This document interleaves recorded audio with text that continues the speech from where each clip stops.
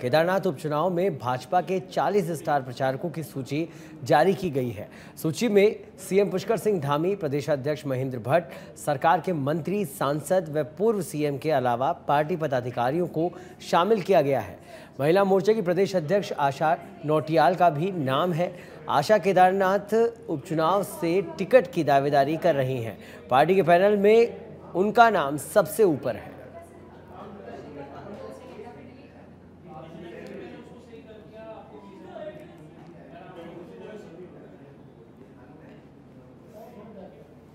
उत्तराखंड के चमोली में पिछले दिनों हुए हिंदू मुस्लिम प्रकरण को लेकर मुस्लिम नेता ओवैसी के द्वारा आपको बता दें कि एक्सपोस्ट करके दिए गए बयान की कांग्रेस ने निंदा की है। कांग्रेस प्रदेश अध्यक्ष करण महारा ने कहा कि ओवैसी भारतीय जनता पार्टी की बी टीम के रूप में कार्य करते हैं और जब भी चुनाव आता है उनके द्वारा ऐसे बयान दे दिए जाते हैं जिससे जनता का ध्यान विकास के मुद्दों से हट जाए।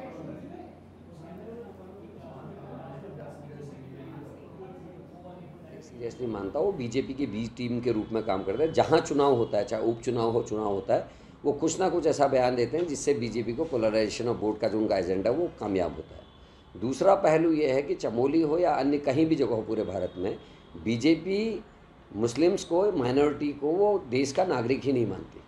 उनका कार्य करने का तरीका, उनका बात करने का तरीका हमेशा ऐसा रहता है जिससे जो हमारे देश के नागरिक हैं उनमें एक भय पैदा होता है और बीजेपी उस भय का लाभ उठाती है वोट के रूप में, ताकि लोगों का ध्यान विकास से हट जाए, अन्य मुद्दों से हट जाए, जो लोगों से जुड़े मुद्दे उनसे हट जाए।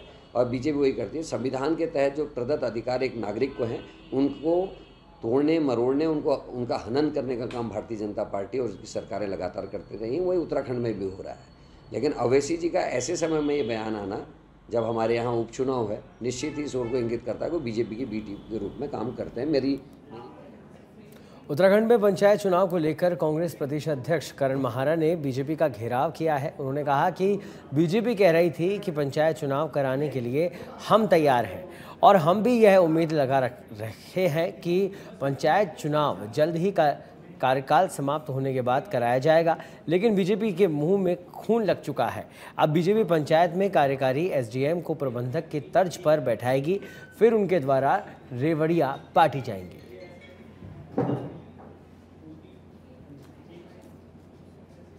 देखिए, बीजेपी पहले तो कह रही थी हम तैयार बैठे हैं और हम उम्मीद भी कर रहे थे कि पंचायत चुनाव जल्दी से जल्दी हुए कार्यकाल समाप्त होने के बाद होंगे। लेकिन बीजेपी के मुंह में खून लग चुका है। वो प्रभार ये जो कार्यकारी जो एसडीएम्स इत्यादि को वहाँ बैठाते हैं प्रबंधक के तौर पर और उनके द्वारा रेवड़ियाँ बांटी जाती हैं, उसकी चाट लगी है बीजेपी की सरकार और बीजेपी के कार्यकर्ताओं को। और हमको लगता भी था कि प्रशासक बैठा के ये उल्टे सुल्टे काम कराएंगे और अपने जो इनके कार्यकर्ताओं उनकी जेबें भरने का काम करेंगे। उत्तराखंड में यूसीसी का रास्ता पूरी तरह से साफ हो चुका है। सरकार को ड्राफ्ट कमेटी ने यूसीसी ड्राफ्ट की नियमावली भी सौंप दी है और अब पूरी उम्मीद है कि उत्तराखंड स्थापना दिवस से पहले प्रदेश को अपना यूसीसी कानून मिल जाएगा। वहीं विपक्ष की तरफ से लगातार इस कानून के ऊपर सवाल खड़े किए जा रहे हैं और एक बार फिर से विपक्ष के वरिष्ठ नेता और पूर्व कैबिनेट मंत्री हरक सिंह रावत ने इस कानून पर सवाल खड़े किए हैं। उनका कहना है कि यह एक ऐसा कानून है जिसे प्रदेश सरकार नहीं बना सकती है। ऐसे कैसे हो सकता है कि एक कानून प्रदेश सरकार भी बनाए, फिर वही कानून कोई और दूसरा प्रदेश भी बनाए और इस कानून को केंद्र सरकार भी बनाए।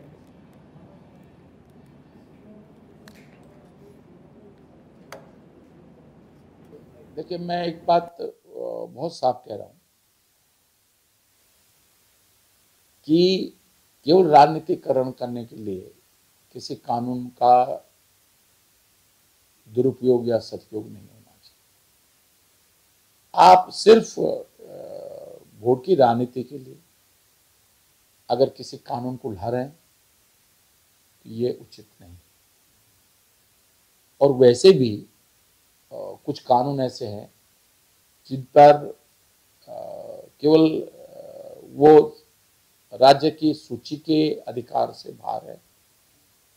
ये समीवर्ती सूची का विषय है जिसपे भारत सरकार कानून बनाए।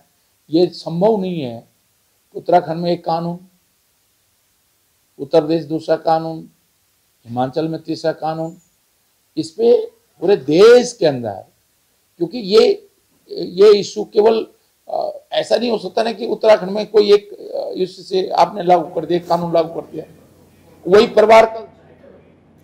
कांग्रेस के वरिष्ठ नेता हरक सिंह रावत का थूक जिहाद को लेकर बयान सामने आया है। हरक रावत ने कहा कि कोई भी व्यक्ति इस तरह की राजनीति करके आगे नहीं बढ़ सकता। उन्होंने मुख्यमंत्री पुष्कर सिंह धामी को सलाह देते हुए कहा कि पुष्कर सिंह धामी मेरे छोटे भाई हैं और मैं उन्हें सलाह देना चाहता हूं कि वह इस तरह की राजनीति न करे। वह अपनी पार्टी की अंदरूनी राजनीति में फंसकर शायद ऐसा कर रहे हैं। अब मैं सोचता हूँ ये सस्ते शब्द देना कि लव जिहाद, लैंड जिहाद, थूक जिहाद, ये सिर्फ मैंने फिर वही कह रहा हूं, देखिए कोई व्यक्ति इस सस्ती लोकप्रियता के लिए राजनीति करेगा तो बहुत लंबा नहीं चलेगा। मैं पुष्कर धामी मेरा छोटा भाई है, मैं उसको बहुत वो करता हूं। मैं उसे जरूर कहना चाहता हूं कि हो सकता है वो अपनी पार्टी में अंदरूनी जो उनकी राजनीति है उसका शिकार हो और उस अंदरूनी राजनीति से उभरने के लिए इस तरह के चीज़ें, सस्ती लोकप्रियता के लिए इस तरह की चीज़ें कर रहे हों।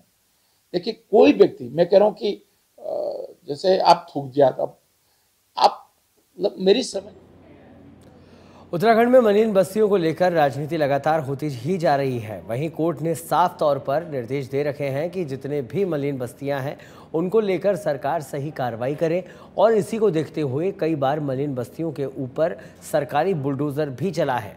बावजूद उसके अभी भी मलिन बस्तियां वैसी है। वहीं शहरी विकास मंत्री प्रेमचंद अग्रवाल से जब यह पूछा गया कि वह मलिन बस्तियों को लेकर क्या करने जा रहे हैं तो उन्होंने बताया कि हम मलिन बस्तियों के नियमितीकरण पर विचार कर रहे हैं।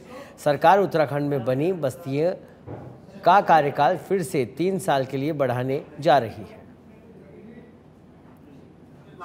ना नियमितीकरण करते हैं ना हटाते।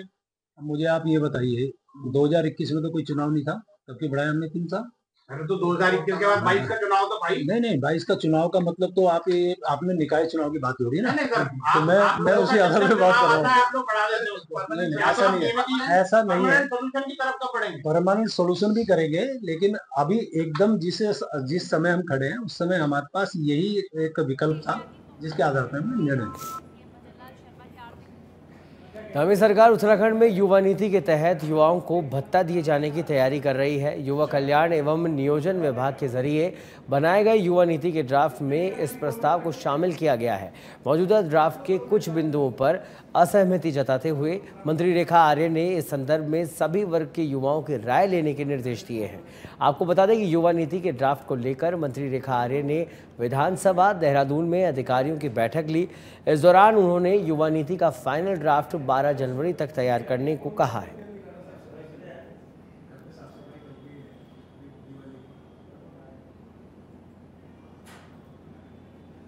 जो युवा हैं उनके संदर्भ में हमको उनकी आकांक्षाओं को जानना है, उनकी ज़रूरतों को जानना है, उनकी चुनौतियों को जानना है। तो उसके लिए निश्चित रूप से हमको और अध्ययन करने की आवश्यकता है, ऐसा मुझे प्रतीत भी होता है। और निश्चित रूप से आज के इस बैठक में इस बात की समीक्षा भी की गई है कि हम लोगों ने जो यूथ पॉलिसी कमीशन डिपार्टमेंट ने बनाई है या नियोजन डिपार्टमेंट ने जो बनाई है, उसमें यूथ चाहे वो हमारे पहाड़ के हों, चाहे हमारे सीमावर्ती हों, चाहे हमारे आपदाग्रस्त क्षेत्रों से आते हों, और चाहे हमारे मैदानी क्षेत्र के हमारे यूथ हैं, तो उनसे कितना आप लोगों का संवाद रहा है, इसकी भी आज समीक्षा की गई है। तो अभी भी मुझे ऐसा लगा कि हमारी जो यूथ पॉलिसी जो डिपार्टमेंट की ओर से और नियोजन विभाग की ओर से जो भी ड्राफ्ट हुई है, उसमें भी बहुत सारी चीज़ें हैं जो कि अभी अध्ययन करने की आवश्यकता है। खबर देहरादून के रानी पोखरी से है, जहां पर एक ही दिन में 100 आम के पेड़ों को काटे जाने का मामला सामने आया है। आपको बता दें कि इस घटना पर जिस नाटकीय ढंग से पर्दा डालने की कोशिश हुई, वह वन और उद्यान विभाग की कार्यप्रणाली पर गंभीर सवाल खड़े कर रहा है। वहीं इस मामले में कृषि मंत्री गणेश जोशी का कहना है कि ऐसे लोगों के खिलाफ कठोर से कठोर कार्रवाई की जानी चाहिए।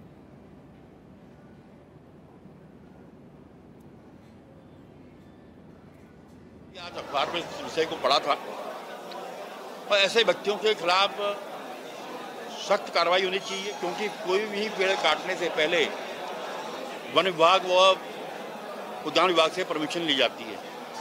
और मैं अपने जिला उद्यान अधिकारी का बयान देख रहा था कि उसमें कोई परमिशन नहीं ली गई है, तो उनके खिलाफ मुकदमा होना चाहिए, उनके खिलाफ कार्रवाई होनी चाहिए। देहरादून में युवाओं को फोटोग्राफी के जरिए रोजगार से जोड़ने के लिए गढ़वाल मंडल विकास निगम फोटोग्राफी प्रतियोगिता का आयोजन कर रहा है, जिसकी अवधि अब निगम के जरिए बढ़ाई जा रही है। इस बात पर गढ़वाल मंडल विकास निगम के प्रबंध निदेशक प्रशांत आर्य ने कहा कि 30 अक्टूबर तक प्रतियोगिता की आखिरी तारीख रखी गई थी, जिसे आगे बढ़ाकर अब 10 नवंबर तक किया गया है।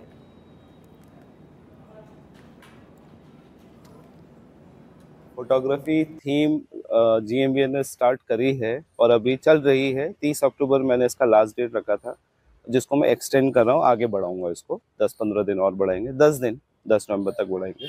उद्देश्य क्या है? GMVN है एक ऐसा गवर्नमेंट एंटरप्राइज जो टूरिज्म और बाकी अन्य कामों में अपना भागीदारी दे रहा है। टूरिज्म में फोटोग्राफी और वीडियोग्राफी बहुत इंपॉर्टेंट है। अभी हम लोगों के पास अपने कोई ऐसे फोटोग्राफर, इन्फ्लुएंसर या वीडियोग्राफर नहीं है जो हमसे कनेक्टेड है, हम मार्केट से सर्विस लेते हैं। तो मैंने यह सोचा कि जो हमारे उत्तराखंड के युवा हैं, बच्चे हैं, जिनको शौक है DSLR के साथ फोटोग्राफी का, लैंडस्केपिंग हो, नेचर हो, वाइल्ड हो, एडवेंचर हो, पोर्ट्रेट फोटोग्राफी हो, any kind of photography. Uttarakhand के लक्सर में आंचल डेयरी विभाग ने लक्सर शुगर मिल परिसर में विशाल आंचल दुग्ध उत्पादक मेला आयोजित किया गया। मेले का शुभारंभ पूर्व कैबिनेट मंत्री स्वामी यतीश्वरानंद ने किया। आपको बता दें कि इस मौके पर मुख्य अतिथि स्वामी और पूर्व विधायक संजय गुप्ता और दुग्ध संघ के चेयरमैन प्रमोद दाबकी ने मेले में अंचल डेयरी, कृषि, गन्ना सहित कई विभागों की स्टॉल्स का निरीक्षण किया।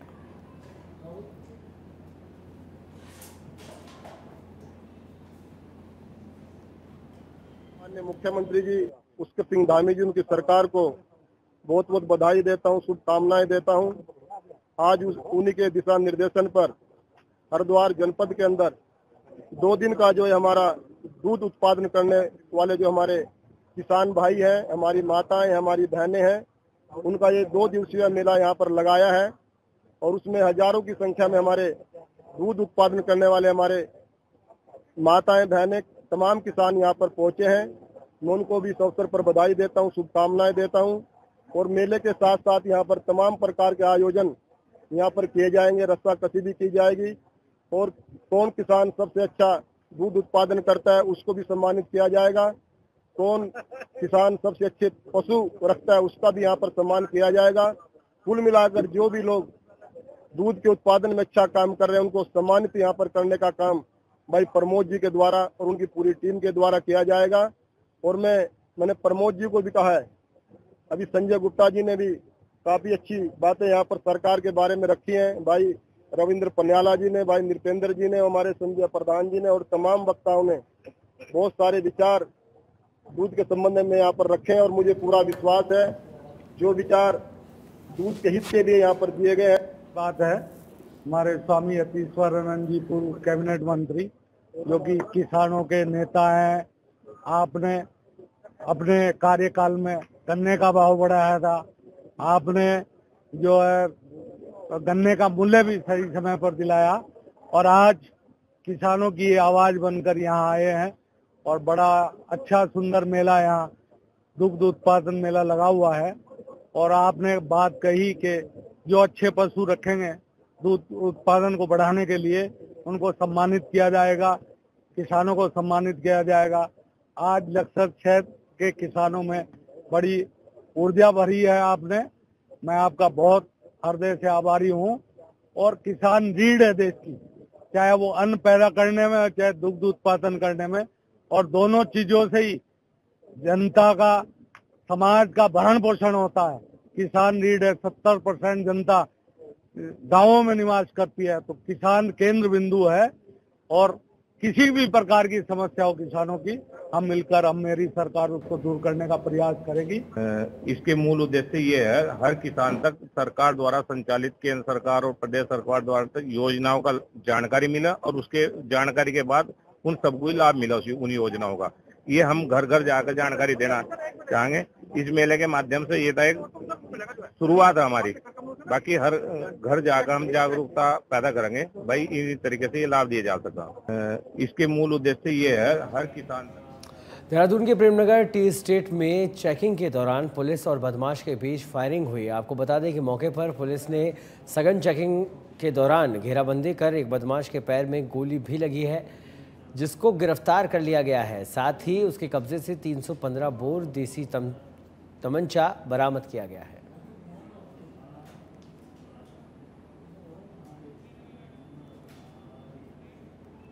खबर टिहरी से है, जहां पर 26 जुलाई को बूढ़ा केदार क्षेत्र में बादल फटने से अतिवृष्टि होने के कारण बालगंगा नदी में बाढ़ आ गई थी, जिसके कारण बूढ़ा केदार से पिंसवाड़ 30 किलोमीटर मोटर मार्ग जगह जगह क्षतिग्रस्त हो गया था, जिससे ग्रामीणों को आवागमन करने के साथ मूलभूत सुविधाओं के लिए जूझना पड़ रहा था। लेकिन अब 3 माह बाद इस ग्राम को हल्के वाहनों के लिए खोल दिया गया है। बूढ़ा केदार पिंसवाड़ की रोड जो कि जुलाई में और फिर पुनः सितंबर में जो भारी बारिश हुई थी उससे डैमेज हुई थी, जिसको आज पूरी तरीके से हमने हल्के वाहनों के लिए खोल दिया है और इसमें वाहनों का आवाजाही भी शुरू हो गई है। इसमें पीएमजीएसवाई 1 के द्वारा कार्य किया गया है और जगह जगह जो वॉशआउट हुए थे, इसमें ब्रिज की अप्रोच रोड भी वॉशआउट हुई थी, साथ ही कई सारी रोड्स काफ़ी डीप वॉशआउट हुई थी, तो उन सबका सुधारीकरण आपदा मद से कराकर इसको आज सुचारू कर दिया गया। 27 जुलाई को आपदा आई थी। 27 जुलाई के बाद 28-29 तारीख को हमें डीएम साहब द्वारा बोला गया रोड, इससे पहले रोड वेबकोस के पास थी, तो हमारे द्वारा यहाँ पे कार्य किया गया 27 तारीख के बाद। तो वर्तमान में 3 महीने होने वाले हैं। आज जो है 22 तारीख को हमारी रोड हल्के वाहन के लिए खुल गई है। बाहरी वाहन के लिए अभी हमारा काम चल रहा है। फिलहाल जो है रोड पूर्ण रूप से सुचारू यातायात हेतु सुचारू रूप से कार्य कर रही है। मोहन सिंह रावत, हाथी बूढ़ा केदार।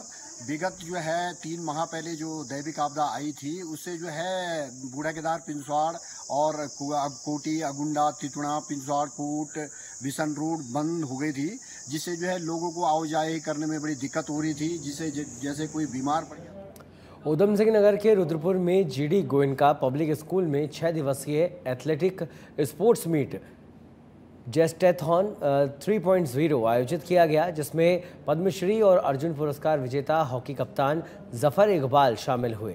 उन्होंने इस दौरान छात्रों को खेल भावना को अपनाने और उत्कृष्टता की दिशा में प्रयास करने के लिए प्रेरित किया। आप सभी लोगों का तहे दिल से शुक्रिया करूंगी कि आप लोगों ने बहुत पहले भी बच्चों को उत्साहवर्धन किया यहाँ पे आके और अब भी कर रहे हैं।